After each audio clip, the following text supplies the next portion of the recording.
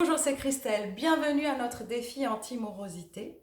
Lors de la chronique numéro 10, j'avais abordé la confiance en soi. Aujourd'hui, j'avais envie de vous parler de l'estime de soi. Peut-être en ce début de chronique, il est important de différencier l'estime de soi, la confiance en soi et l'affirmation de soi. L'affirmation de soi, qu'est-ce que c'est? C'est cette capacité à prendre sa place au milieu des autres avec bienveillance et fermeté, à communiquer clairement, à accepter ou à refuser. La confiance en soi, ce sont les compétences qu'on a, c'est-à-dire les ressources nécessaires qu'on a pour faire face à différentes situations. Et enfin, l'estime de soi, c'est le regard qu'on porte sur soi. C'est le regard qu'on a sur notre apparence physique, sur nos réussites personnelles et professionnelles, sur la richesse de notre vie affective. C'est une valeur qui est fragile et changeante parce que elle augmente si on est en accord avec ce qui est important pour nous, nos valeurs, et puis elle diminue si notre comportement n'est pas en accord avec nos valeurs. Comment est-ce qu'on peut développer l'estime de soi? Alors c'est vrai que nos parents, nos enseignants, nos éducateurs nous ont donné des éléments importants, positivement ou négativement, mais maintenant, en tant qu'adultes, c'est à nous et à nous seuls qu'incombe de piloter le changement.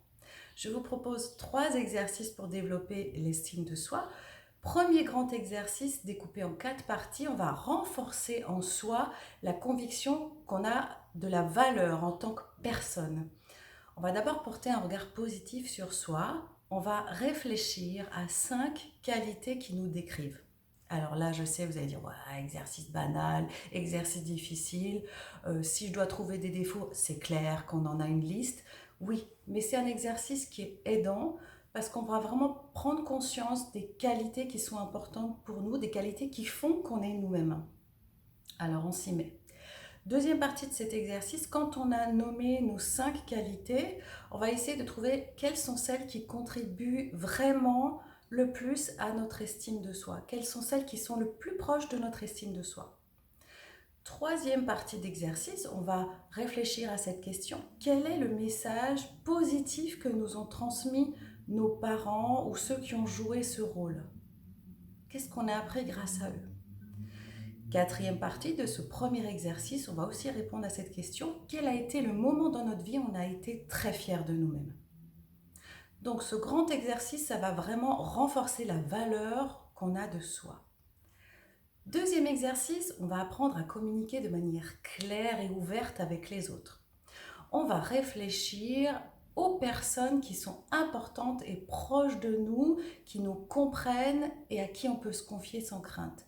Combien on a autour de nous de telles personnes? Alors peut-être c'est très peu et c'est très bien aussi. Mais on a cette possibilité de prendre conscience qu'on a cette chance de pouvoir vraiment s'exprimer avec qui on est. Troisième exercice pour développer l'estime de soi, on va activer ses propres valeurs. On va penser à une valeur qui est très importante pour nous, qu'on n'a pas forcément encore en soi, mais vers laquelle on tend. Je rappelle quelques valeurs, il y en a beaucoup, la bienveillance, la créativité, la disponibilité, la détermination, l'enthousiasme, etc. À nous de trouver quelle est la valeur qui est vraiment importante pour nous, qu'on aimerait développer. Ensuite, on va essayer de visualiser cette valeur à l'intérieur de soi comme si on l'avait déjà, de la ressentir vraiment au plus profond de soi. Et puis ensuite, on va essayer de réfléchir comment est-ce qu'on peut activer cette valeur dans notre quotidien, c'est-à-dire comment la pratiquer. Par exemple, si on tend vers la valeur du courage, on va essayer de ressentir ce courage en nous. Peut-être même on peut se rappeler à quel moment de notre vie on a été courageux. Et puis après, comment est-ce qu'on peut mettre en place des moments où on a plus de courage, où on peut être plus courageux dans l'adversité. Voilà en résumé donc 3 moyens d'accroître notre estime de soi. D'abord, on renforce en soi la conviction qu'on a de la valeur en tant que personne. Ensuite, on apprend à communiquer de manière claire et ouverte avec les autres. Et ensuite, on active ses propres valeurs. Voilà, c'est tout pour aujourd'hui. C'était l'estime de soi. On se retrouve demain 11h30 parce que garder le moral est un défi de chaque jour. Défi anti-morosité. Très belle journée à vous.